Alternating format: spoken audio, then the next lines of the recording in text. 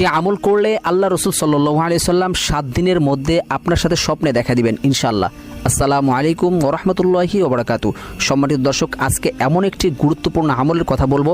আমল করতে কয়েকটা মিনিট সময় লাগতে পারে আপনার, কিন্তু আপনি যদি এই আমলটা যদি জুমার দিন রাত্রে যদি করতে পারেন, তাহলে আল্লাহ রসুল সাল্লাল্লাহু আলাইহি সাল্লাম ওই সপ্তাহের ভিতরে না হলে ওই রাত্রের ভিতরে আপনার সাথে স্বপ্নে দেখা দেবেন ইনশাআল্লাহ। হাদিসটি হচ্ছে আব্দুল কাদের জিলানী রহমাতুল্লাহ আলাইহি তার কিতাবের ভিতরে লেখেন, আল্লাহ রসুল সাল্লাল্লাহু আলাইহি সাল্লাম বলেছেন, যদি কোনো ব্যক্তি জুমার রাত্রে 2 রাকাত নামাজ পড়ে, এই নিয়মে পড়তে হবে, আপনি প্রতি রাকাতে সূরা ফাতিহা পড়বেন, তারপর আয়াতুল কুরসি পড়বেন এবং তারপরে 15 বার সূরা ইখলাস পড়বেন, অর্থাৎ কুল হুয়াল্লাহ সূরা।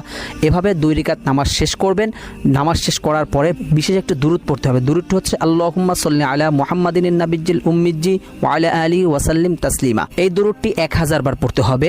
তাহলে আল্লাহ রাসূল সাল্লাল্লাহু আলাইহি সাল্লাম 7 দিনের ভিতরে আপনার সাথে স্বপ্নে দেখা দিবেন। ভিডিওটি ভালো লাগলে লাইক এবং শেয়ার এবং সাবস্ক্রাইব করবেন।